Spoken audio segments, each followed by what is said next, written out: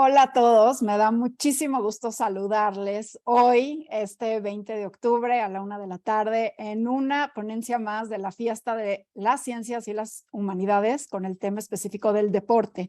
Y antes de comenzar, me gustaría preguntarle a nuestros invitados de honor, bienvenidos y bienvenidas a la 10ª edición de la Fiesta de las Ciencias y las Humanidades de la UNAM, que en esta ocasión está dedicada a la ciencia en el deporte, actividad que promueve la igualdad, la no discriminación, la prevención y la erradicación de la violencia por razones de género. ¿Están ustedes de acuerdo en que esta plática se grabe y se dan los derechos de su imagen para la reproducción de material audiovisual que la DGDC y la UNAM consideren? Sí, de acuerdo. Sí, de acuerdo. Sí, de acuerdo también. Perfecto, pues empecemos. Yo soy Carol Perelman, soy divulgadora de la ciencia, soy química farmacéutica bióloga por la UNAM y me da muchísimo gusto ser hoy la moderadora de esta charla en la que hablaremos sobre la adrenalina. ¿Es nuestra amiga o más bien nuestra enemiga? Les pido que manden sus preguntas a los chats de la transmisión y quiero agradecer primero a la DGDC por armar este conversatorio tan interesante y esta fiesta, junto con Universum, nuestro Museo de Ciencias de nuestra querida UNAM, también al Instituto de Investigaciones en Materiales, al Instituto de Química, al Museo de Ciencias de la Universidad Autónoma de Zacatecas, por tener estos ponentes invitados de tan altísimo nivel. Comencemos entonces para platicar sobre la adrenalina con el doctor Alejandro Dorasco González. Y la mecánica va a ser la siguiente. Cada uno de nuestros ponentes va a tener 7 minutos para empezar a hablar de este tema, luego una ronda de 5 minutos, finalizarán con sus puntos en 3 minutos y luego tomaremos las preguntas que ustedes, nuestro público, nos enviarán. Entonces, bueno, comenzamos con el doctor Alejandro Dorasco González, quien es químico, investigador y académico mexicano. Su línea de investigación es la síntesis de receptores artificiales luminescentes io-cromogénico para la detección espectroscópica de iones, bioanalitos y fármacos en muestras complejas. Obtuvo la licenciatura en Química con honores en la Universidad Autónoma del Estado de México, galardonado con la presea Ignacio Manuel Altamirano. Realizó la maestría en 2016 y el doctorado en Ciencias Químicas en la UNAM. Alejandro fue distinguido con la medalla Alfonso Caso. Es investigador en el Departamento de Química Inorgánica del Instituto de Química de la UNAM. Y bueno, Alejandro, Alex, me gustaría comenzar preguntándote, ¿qué pasa en nuestro cuerpo cuando se realiza actividad física? Hola a todos.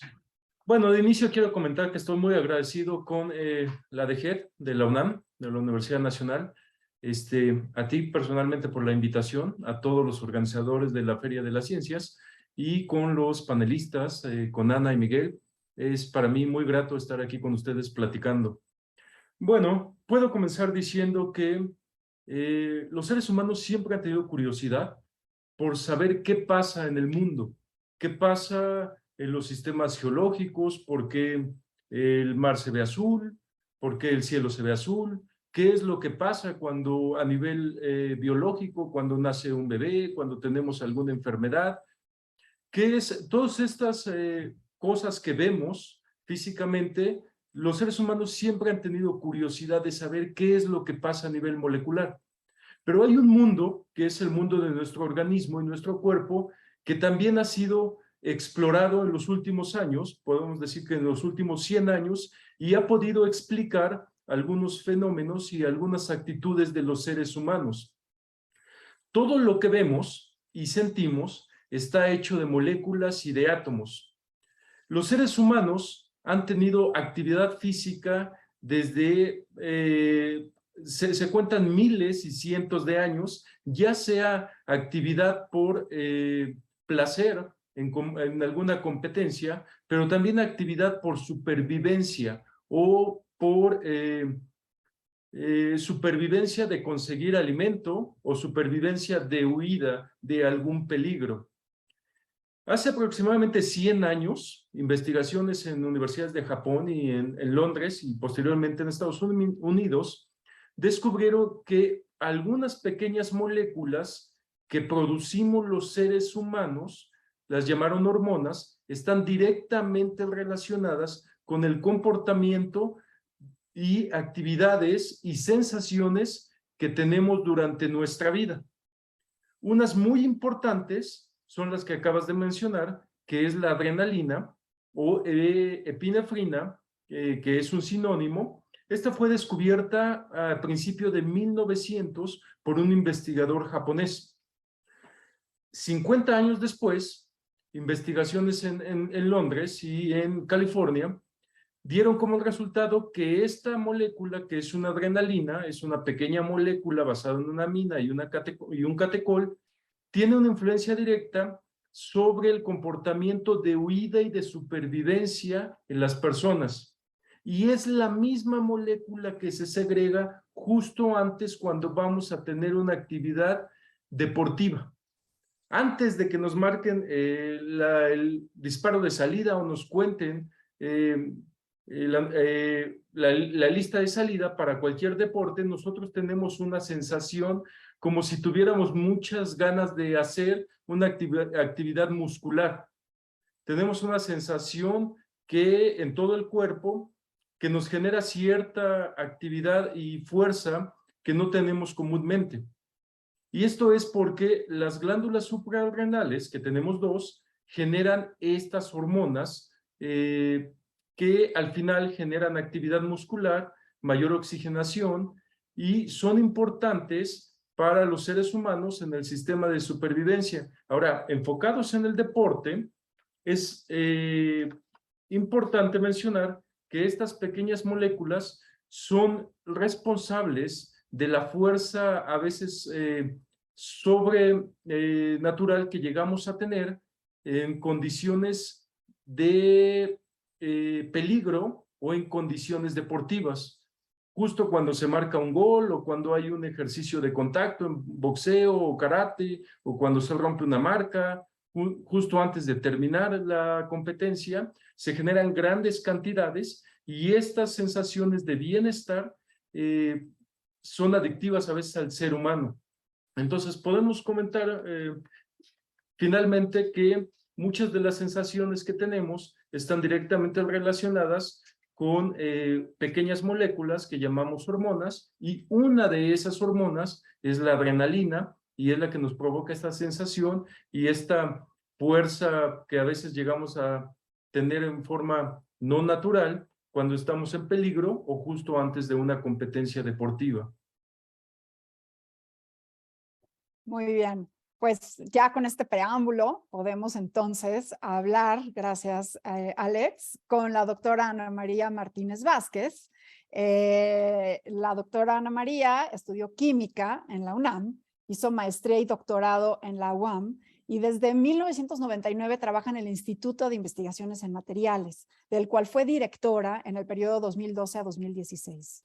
En la Antártida estudió la conducta de los pingüinos barbijo, siendo la primera mexicana en este tipo de campañas, enfocándose en el estudio teórico de la reactividad química, en particular los cúmulos metálicos.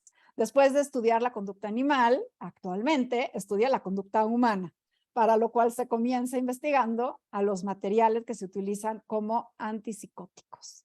La doctora Ana María pertenece al Sistema Nacional de Investigadores nivel 3. Y bueno, Ana María, aparte de que quiero echarme un café contigo y que me cuentes todo sobre la Antártida, hoy queremos saber qué es químicamente la adrenalina, a quién se parece y a cómo se relaciona con estas enfermedades psicosomáticas. Muchas gracias, Carol.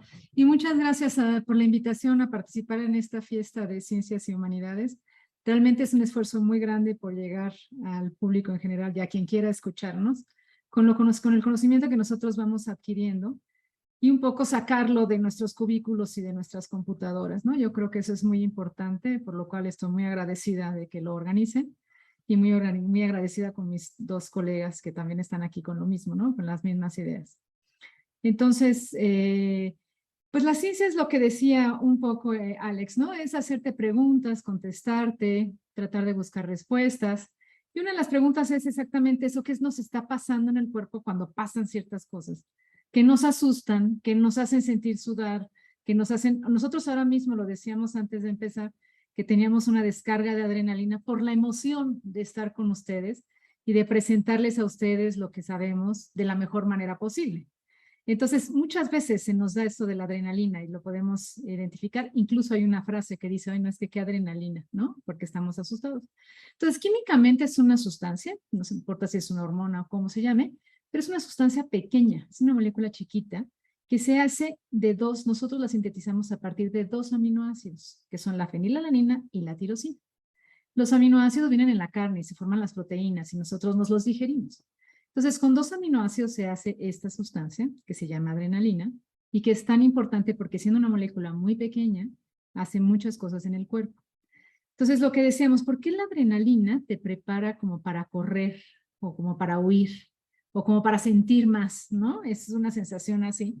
Bueno, porque físicamente lo que hace es que aumenta la frecuencia cardíaca. O sea, contrae los vasos sanguíneos y te aumenta la frecuencia cardíaca. Eso es lo que uno necesita cuando tiene que huir. Imagínense que estamos aquí y vemos un tigre en la pantalla. Pero en la realidad, en la pantalla no sería tan dramático. Ves un tigre y lo que tú quieres hacer es defenderte del peligro o salir corriendo, si te da por ahí, eso dependerá de cada quien, o paralizarte para que no te dé, ¿no? Si tienes que salir corriendo, tienes que tener una frecuencia cardíaca mayor, tienes que tener más producción de azúcar para poder salir y tienes que tener más fuerza muscular para poder salir corriendo. Entonces, estos neurotransmisores lo que hacen es hacerte esta capacidad de prepararte para la huida, ¿no? Entonces, tú te preparas para huir y si lo logras, pues te logras salvar del tigre, ¿de acuerdo? Entonces, se parece a estos 2 aminoácidos, por eso ustedes no se pueden tomar una cápsula de adrenalina, no sirve de mucho, porque en el estómago y con todas nuestras enzimas pues se digiere, porque son aminoácidos pegados de alguna manera. Entonces, ningún neurotransmisor se puede tomar por vía oral, no llega, ni la dopamina, porque se destruye, se digiere, ¿no? Son moléculas muy pequeñas, muy identificables por nuestras enzimas, pues las digieren y se van a formar otras cosas. Entonces, tenemos que hacerlas llegar al cerebro. Y hay que pasar una capa que hay en el cerebro que nos protege de que no entre todo. ¿Se imaginan si entrara todo en el cerebro? Pues imagínense la locura, ¿no? Entonces tiene que estar protegidito. La cabeza está protegida.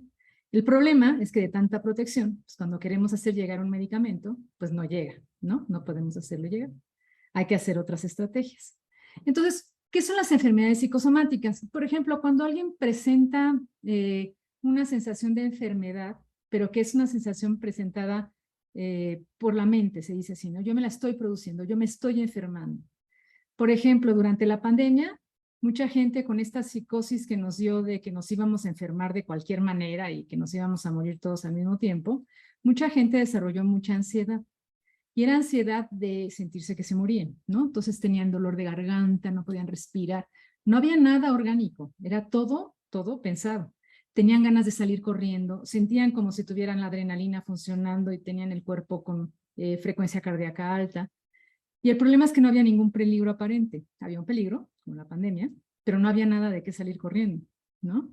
Entonces el cuerpo, si yo veo un tigre, me logro salvar y me voy, pues todo lo que hizo mi cuerpo para salvarse, cuando llegamos ya se tranquiliza y ya baja la frecuencia cardíaca y yo vuelvo a estar como estaba.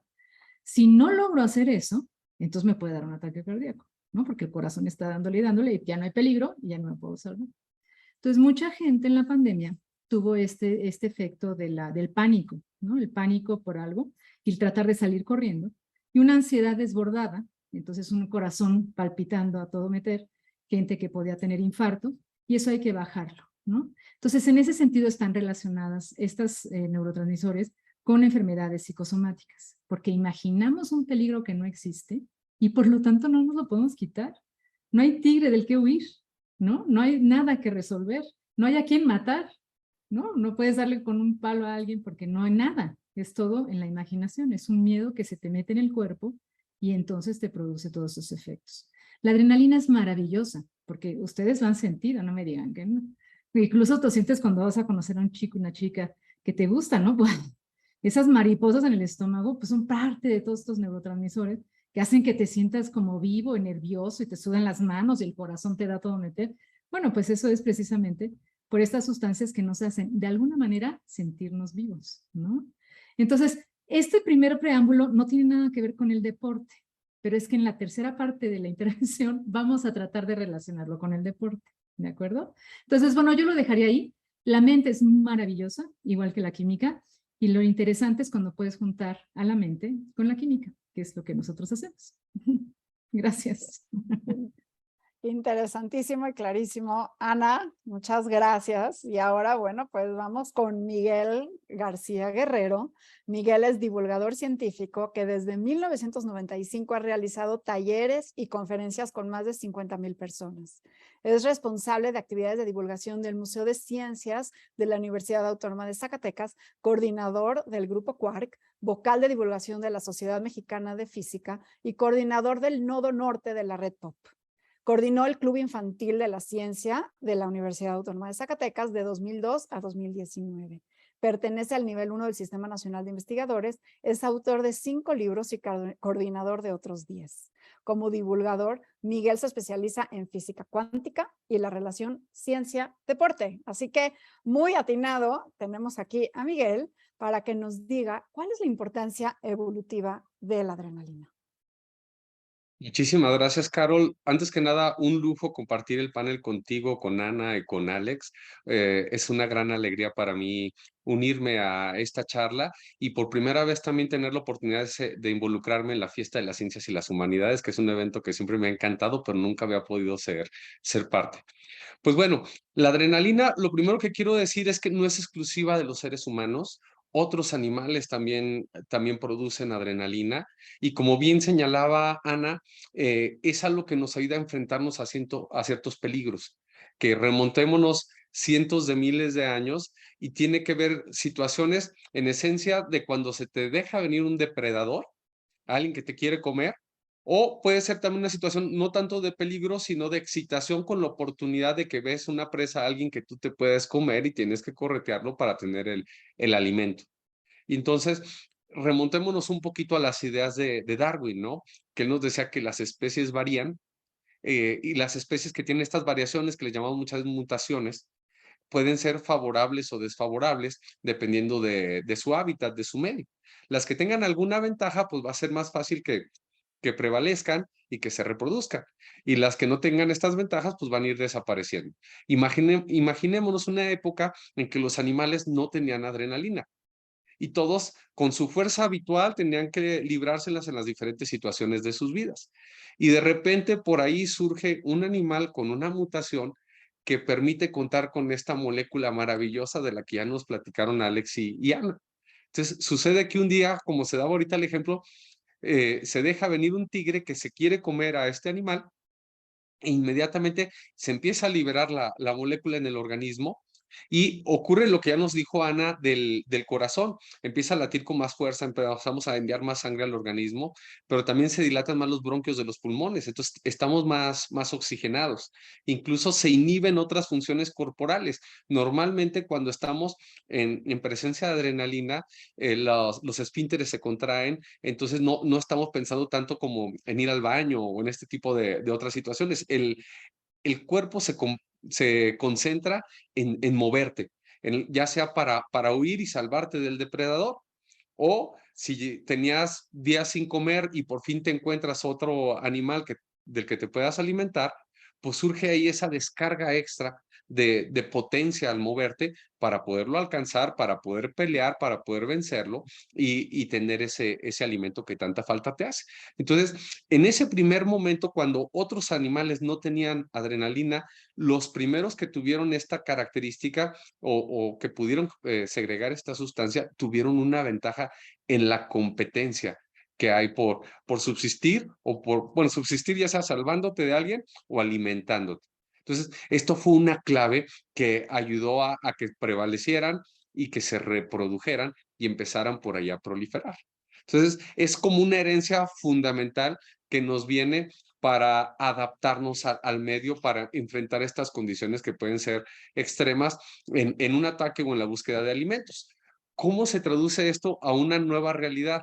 A una realidad donde los tigres, pues generalmente los vemos más en pantallas o los visitamos en un zoológico, pero difícilmente van a ir atrás de ti.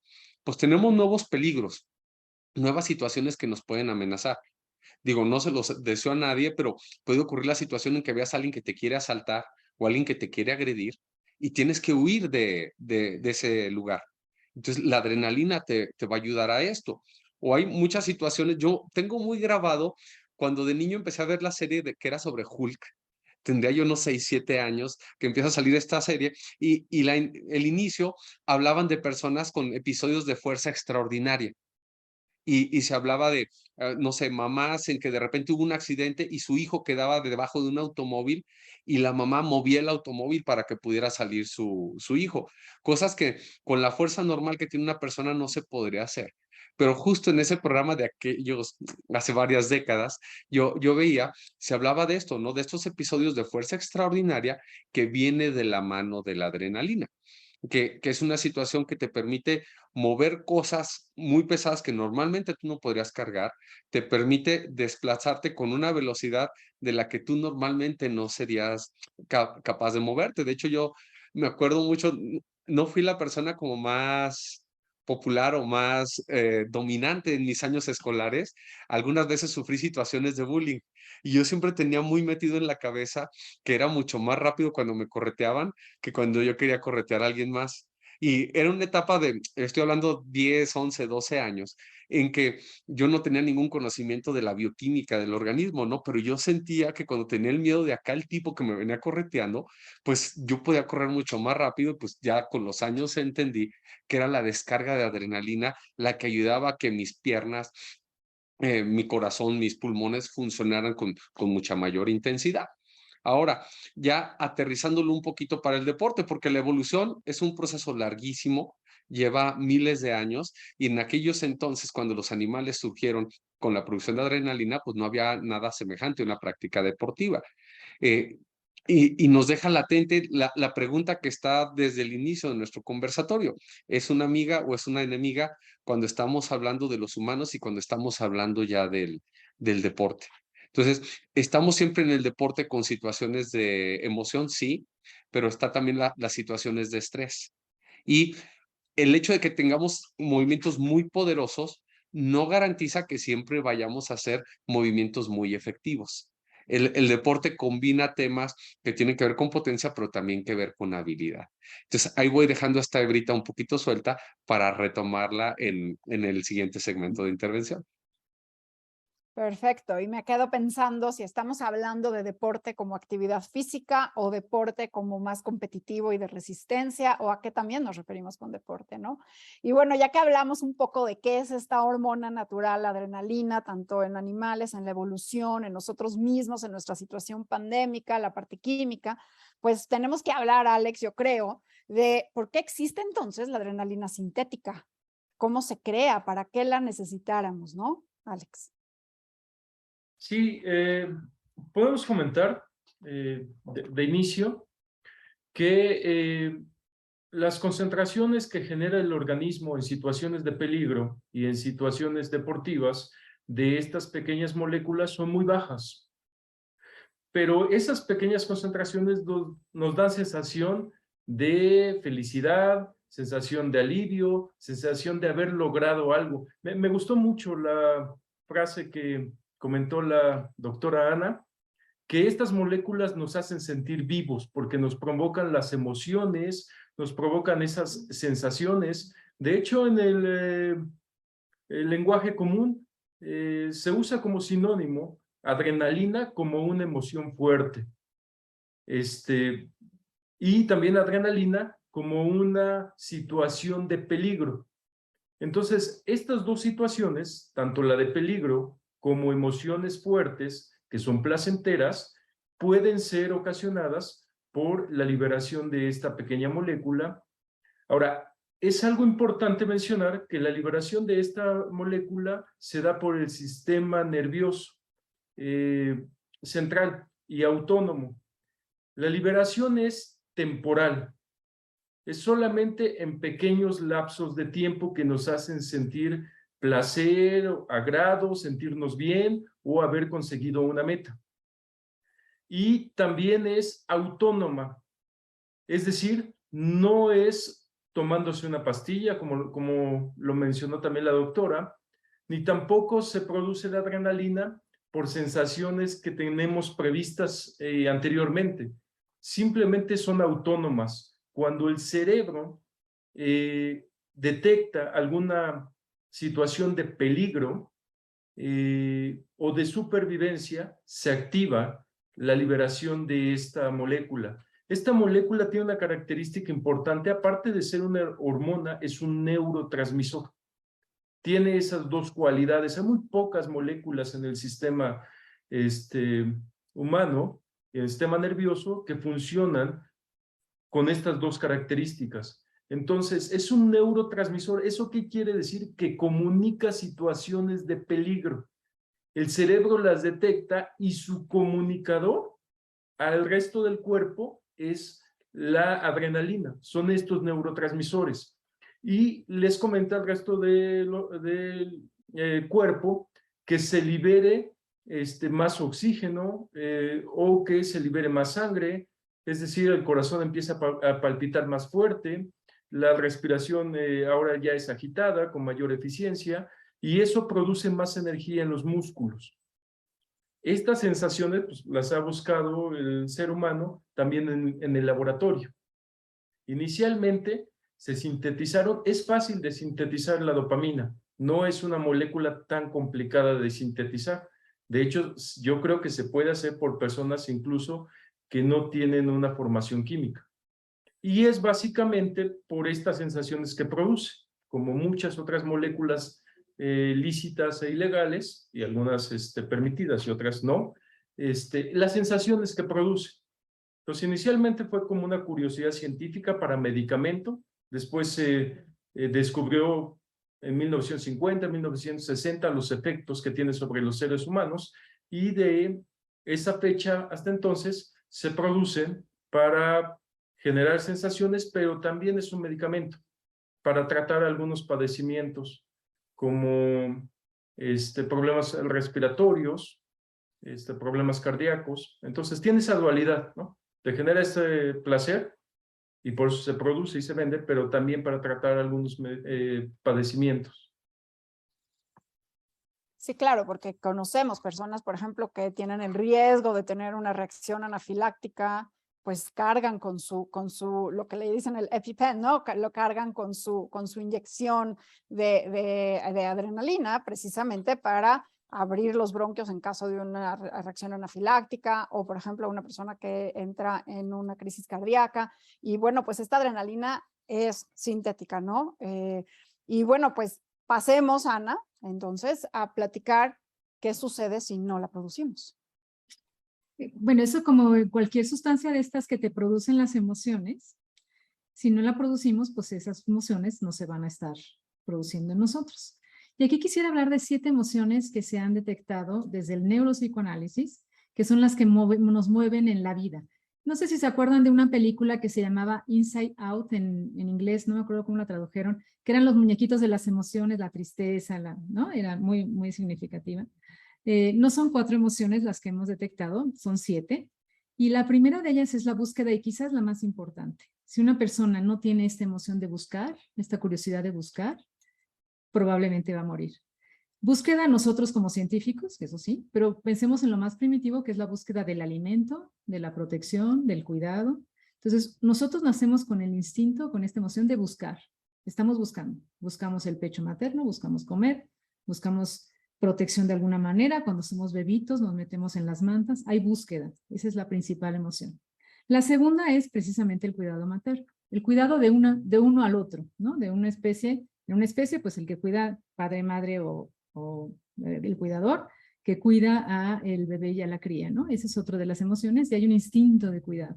Por ejemplo, en los pingüinos, los cuidados de las crías son colectivos, porque como tienen que ir a comer al mar y tienen que regresar, el cuidado es colectivo. Entonces hacen como una especie de guardería, están todos ahí, están los adultos rodeándolos y los adultos van y comen, ¿no? Y vienen y traen el alimento. Entonces es una de las emociones que nosotros tenemos. La otra es el deseo. No solo el deseo sexual, que seguramente nuestros jóvenes que nos escuchan lo pensaron de inmediato, que también, sino el deseo por el alimento, el deseo por el gusto, el deseo por el placer. Esa es una de las funciones que nos mueve en la vida, ¿no? La otra es el temor y la ansiedad. El miedo que tenemos y que hemos sentido todos y que sentimos esta ansiedad, que es distinto al pánico. El pánico, no todos lo hemos sentido, se refiere al miedo de morir y se asocia con el miedo del bebito cuando se queda solo. traten de imaginarse que tienen 3 meses de edad y que están llorando para llamar a mamá y mamá no aparece, ¿no? Por alguna razón. El llanto del bebé que se escuche cuando es recién nacido, más todavía, es un llanto de terror, es un llanto de muerte. Eso en muchas personas adultas se reproduce por ciertas situaciones y no es el miedo que te da cualquier cosa, que lo controlas o te vas. Es un miedo de que te vas a morir. Y otra vez es un miedo imaginado porque no te estás muriendo, ni mucho menos. El bebito tampoco se va a morir. Probablemente va a llegar la mamá pronto. Pero esos momentos son de muchísima angustia, ¿no? Y la otra es la ira, que todos la conocemos. No es lo mismo que el enojo, sino la ira, la de que vas en el coche y te enfureces con del lado y no le dices nada. Esa ira es otra de nuestras emociones. Y finalmente, el juego. Y la pongo al final porque el juego pues va a estar relacionado con el deporte. ¿A qué se refiere con el juego? El juego es una cosa que es importante en el desarrollo mental porque es donde empiezas a desarrollar la tolerancia, la frustración, la competencia, el ganar o perder. Y todo eso va movido por neurotransmisores. Es muy placentero ganar y es muy displacentero perder. Hay quien dice es que soy muy mal perdedor. No, todos somos muy malos perdedores. Lo que pasa es que nos controlamos, disimulamos y somos educados. Pero a todos nos molesta muchísimo perder, lo que sea. Ya me lo dirán ustedes que están expertos en el deporte. Cualquier cosa que sea una pérdida es horrible y cualquier cosa que es una ganancia es una maravilla. Y todo esto está dado por los neurotransmisores. Entonces, tanto como decir, desaparece la adrenalina, que nos da estas señales de alerta, ¿no? Para poder huir. Imagínense otra vez que estamos con el tigre y yo no produzco nada, ¿no? Hay gente que tiene esa condición. Yo no produzco nada y me quedo viendo al tigre, pues tengo de dos. O el tigre se compadece y dice, no, este pobre ni huye, ¿no? ¿Para qué me lo como? O sea, estar malo. O de planos de te zampa, ¿no? Entonces, ahí hay una cosa que no te protege a ti y te dejas a la suerte. Cuando no hay emociones, uno se queda a la suerte y no vive la vida intensamente, ¿no? Digo, la ira a nadie nos gusta, pero pues hay que vivirla de vez en cuando, hay que enojarse de vez en cuando, ¿no? Entonces es importante tener estos neurotransmisores, estas sustancias del cuerpo que nos llevan a las emociones, y eso es una de las cosas que podemos estudiar precisamente para luego ayudar con las enfermedades mentales, ¿no?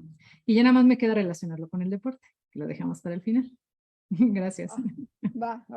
Lo dejamos para la intervención que sigue, Ana. Muchas gracias por este recorrido, por las emociones. Miguel, pues esto es un poder extraordinario. En momentos de necesidad tenemos a la adrenalina. ¿Cómo aprovecharla? Exactamente.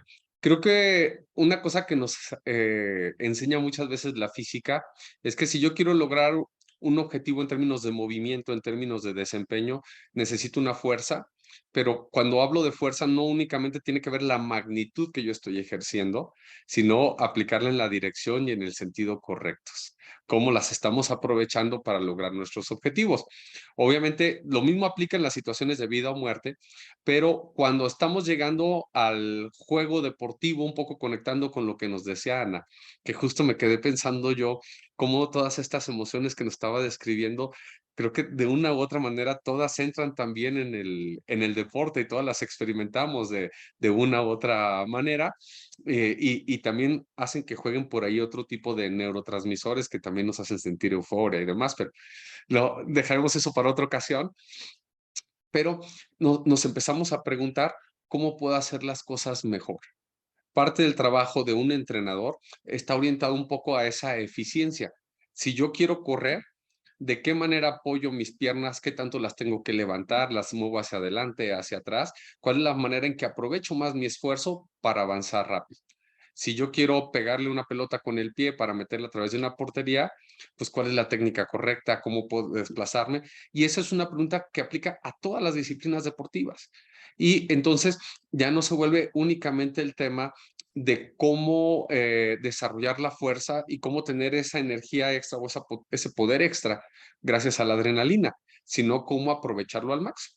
Y aquí me atrevo a hacer un pequeño comercial porque mañana también la fiesta de las ciencias y las humanidades habrá una charla que se llama La memoria del cuerpo y donde se ahondará un poco en este trabajo que tiene que ver con la memoria procedimental.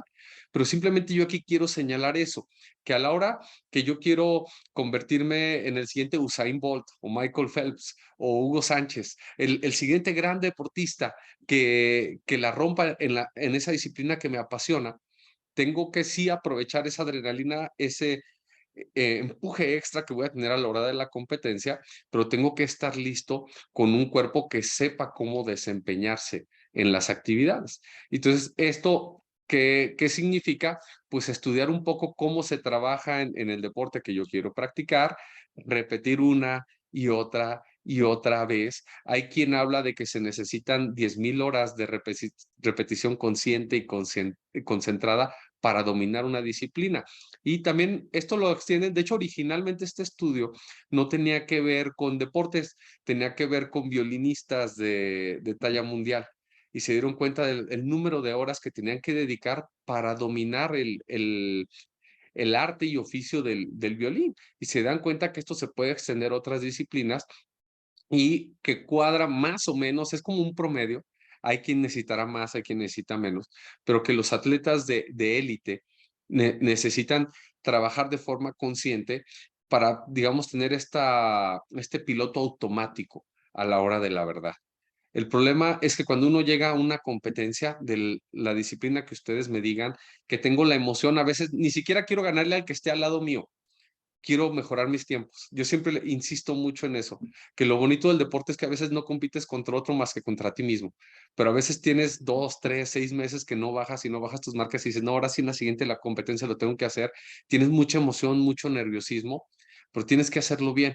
Entonces tienes que desarrollar esta suerte de piloto automático que venga de la repetición, de haberlo hecho una y otra y otra y otra vez con conciencia, con cuidado, para que cuando tengas ese empuje extra, ese empuje te lleve por el camino correcto.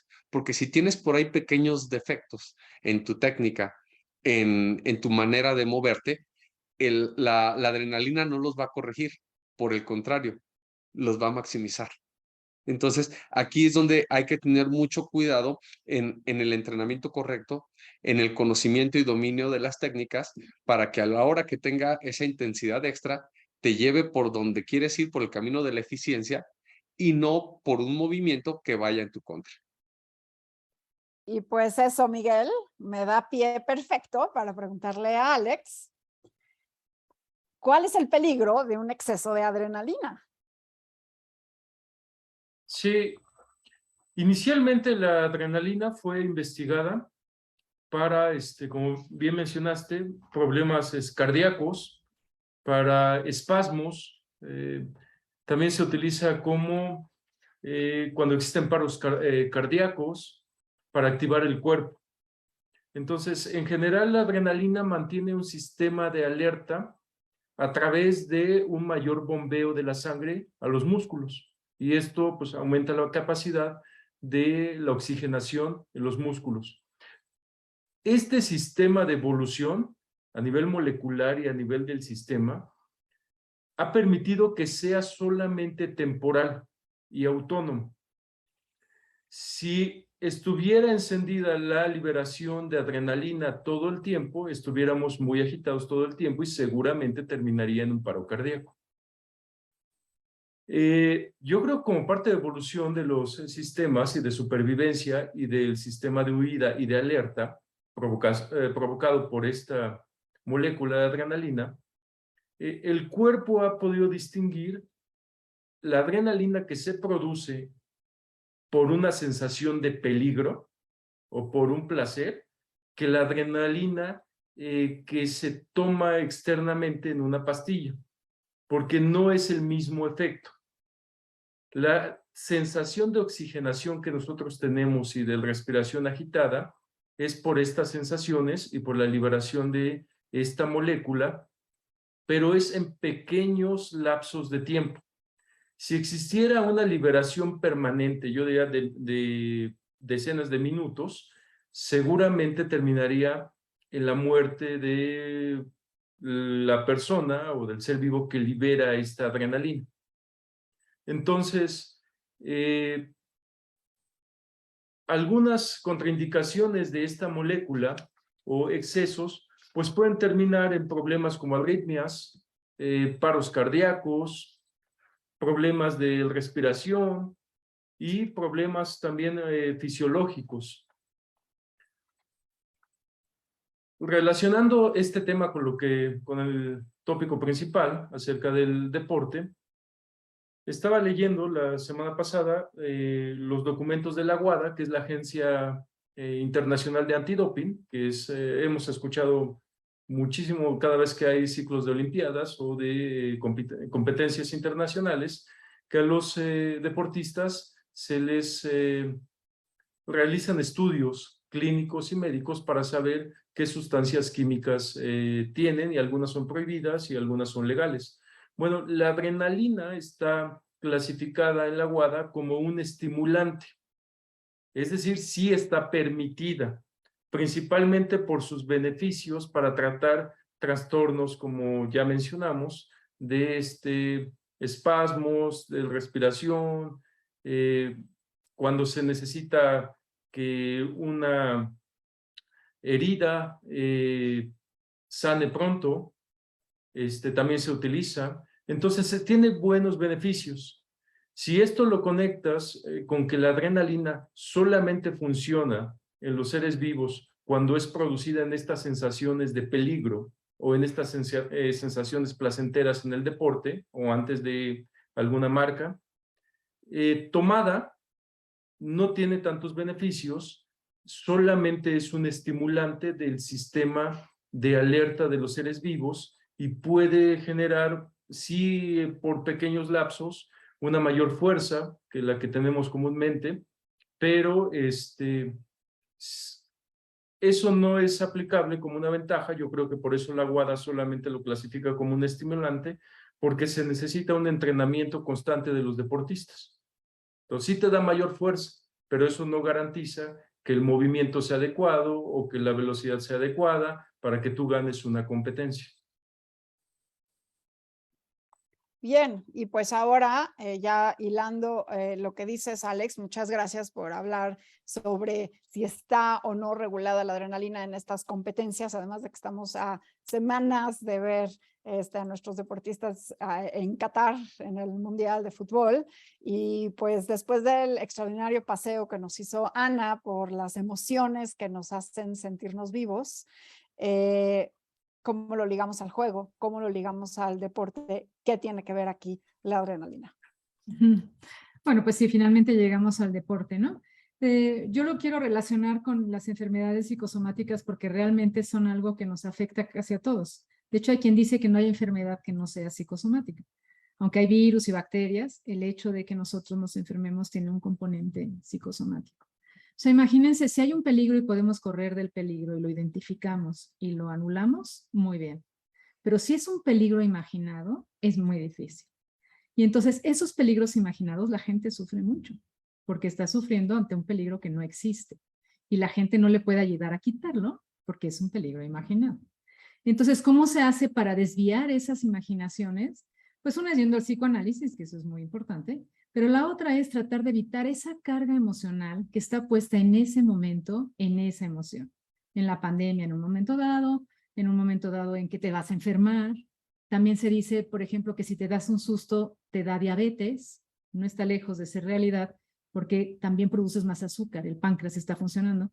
Y si eso es permanente, o sea, si eso es durante mucho tiempo, al final hay un daño orgánico. Y eso es lo que queremos evitar. Entonces, una de las grandes formas de evitarlo es precisamente con el deporte.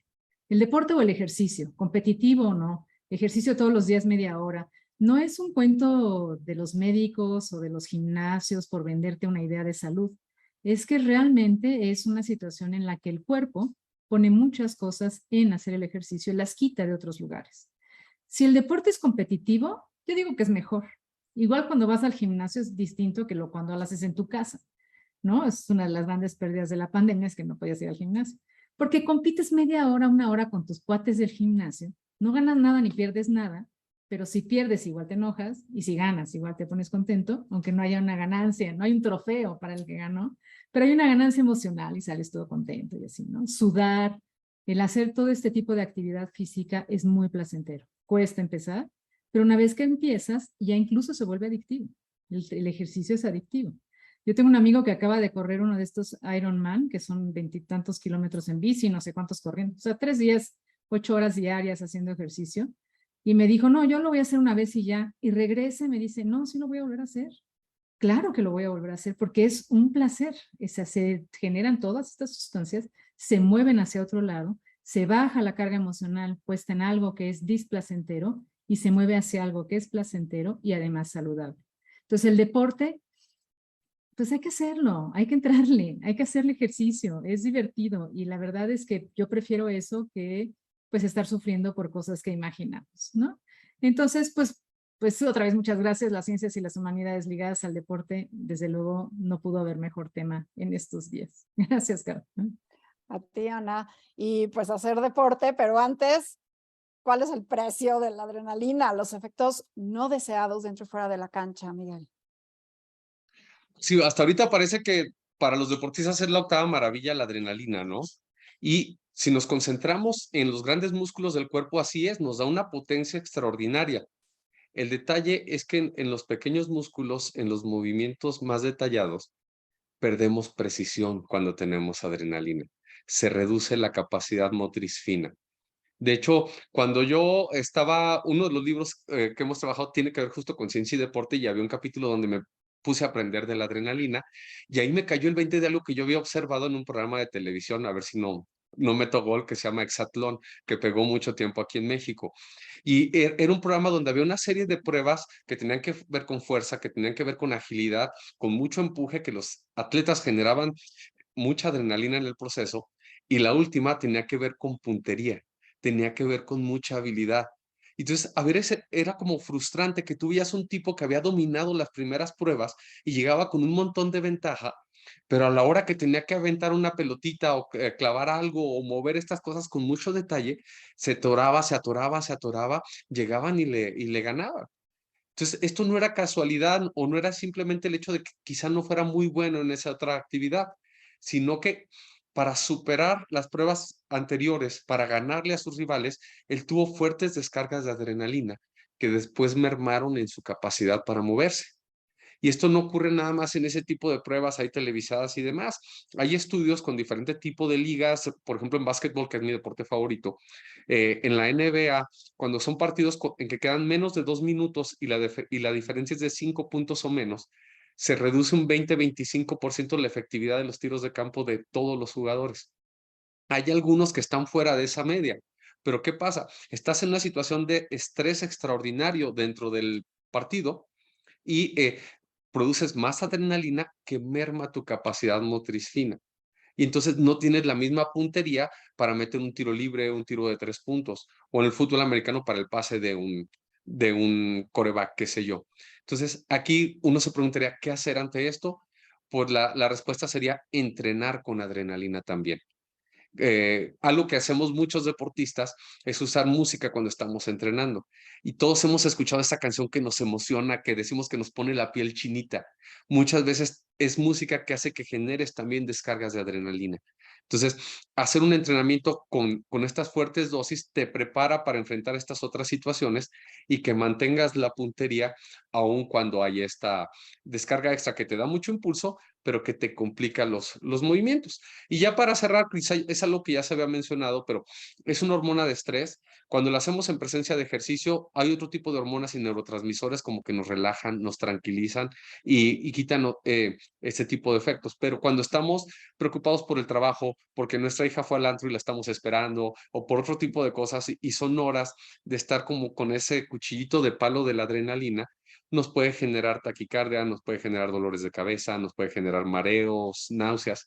Entonces, esa es una de las broncas del estrés, no solo con un tema de las preocupaciones y demás, sino que a nivel fisiológico te produce estas sustancias que tienen otro impacto para el organismo. Como bien nos dijo Ana, hacer ejercicio es una muy buena forma de canalizarlo, de evitar estos efectos, pero yo lo dejo también como reflexión final porque yo antes, hace algunos años, cada que iba a dar una charla, cada que daba un taller o estaba en un evento, yo solo me provocaba descargas de adrenalina para emocionarme, para disfrutarlo más porque es adictivo, pero luego el cuerpo te cobra factura. Entonces, sí hay que recordar también eso, que afuera del deporte hay que tener el cuidado con esas descargas de adrenalina porque después pueden desencadenar otra serie de malestares. Bueno, pero Miguel, ya nos diste un buen diagnóstico de a lo mejor cómo no fallar penales para la selección mexicana. Entrenar con música. ¿Eh?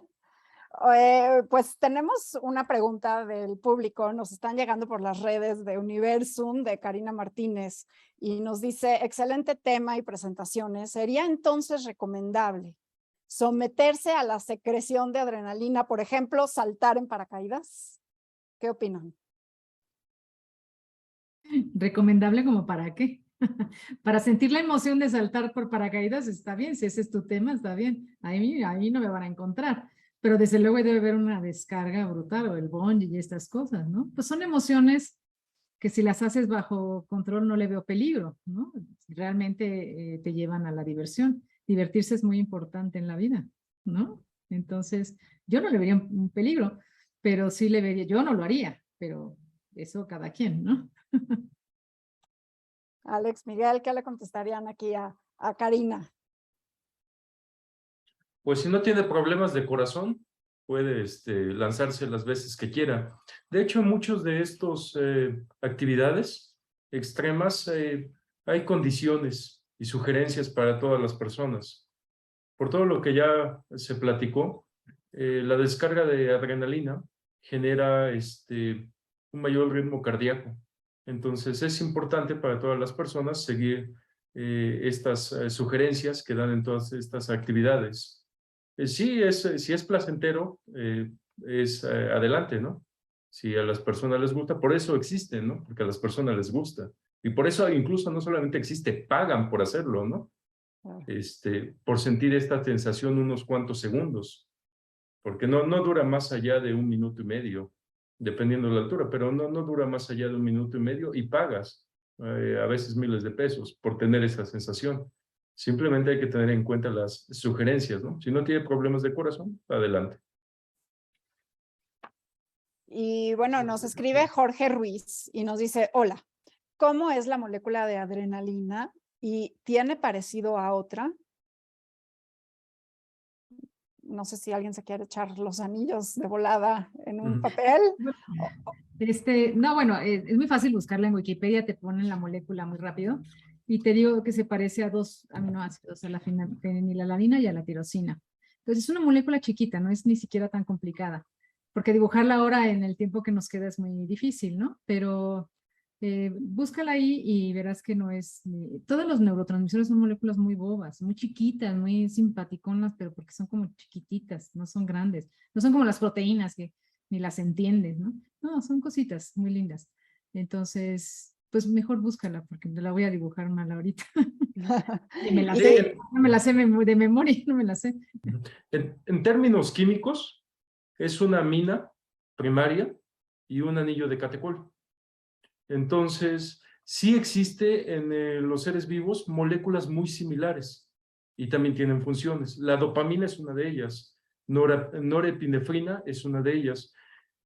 Muchas moléculas son producidas en el cuerpo bioquímicamente y se utilizan los alimentos que ingerimos como bloques. Entonces, la dopamina es una de una larga lista de catecoles y de aminas primarias que tienen funciones en las sensaciones de los seres vivos, principalmente como hormonas.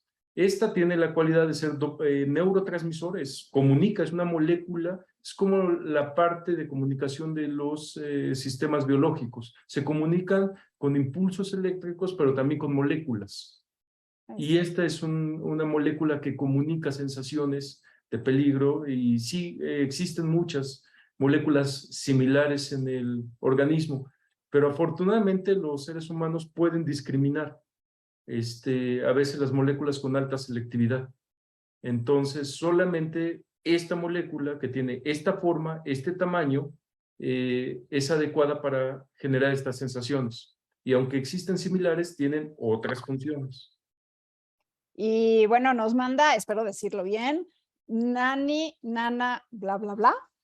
Nos dice, estos efectos en donde te quitan el control de detalles, ¿por qué la pregunta es, ¿podrían dejar efectos secundarios a largo plazo si se tiene mucha descarga de adrenalina?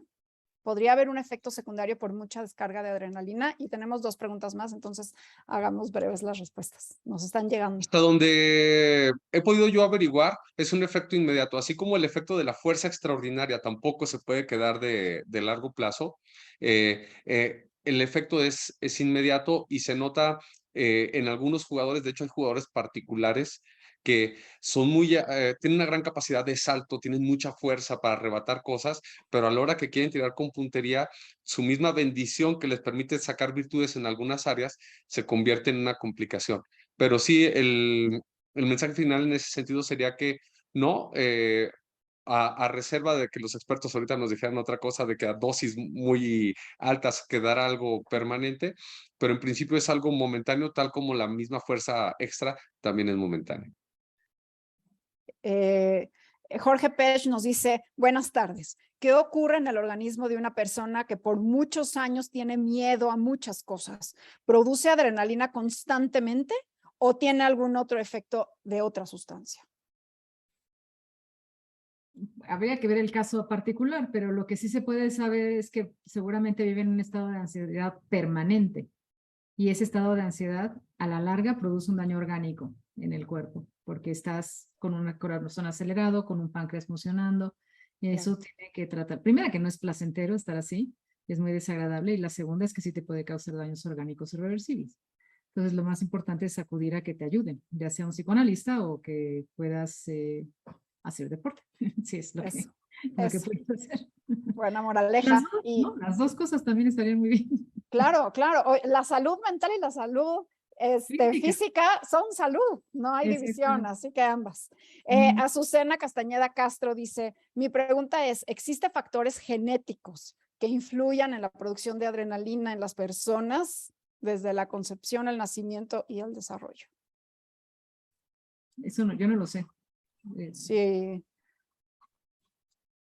Bueno, seguramente hay una variante génica, porque, bueno, por supuesto que debe de haber algún gen que es el que codifica para la síntesis, me imagino, de los neurotransmisores, y pues posiblemente podemos investigárselo entre Sí, todos. claro, de hecho, así como hay gente que produce más serotonina o más endorfinas o más dopamina o menos de lo normal, debe haber, no creo que sea completamente homogénea la producción de adrenalina en los humanos, ¿no? Habrá personas que tienen una mayor capacidad y habrá personas que quizá no la tienen tan desarrollada. Incluso a nivel de conjetura, sería interesante hacer un estudio en atletas de alto rendimiento, qué tanto es más elevado su nivel de producción de adrenalina respecto a una persona promedio. Y también si hay alguna tolerancia, ¿no? Tengo 2 preguntas más, nos están llegando muchas preguntas ahorita. Dice Pepe López López, ¿podríamos considerar la adrenalina como un catalizador de las emociones humanas y quizás como un residuo de nuestros propios rasgos evolutivos más primitivos?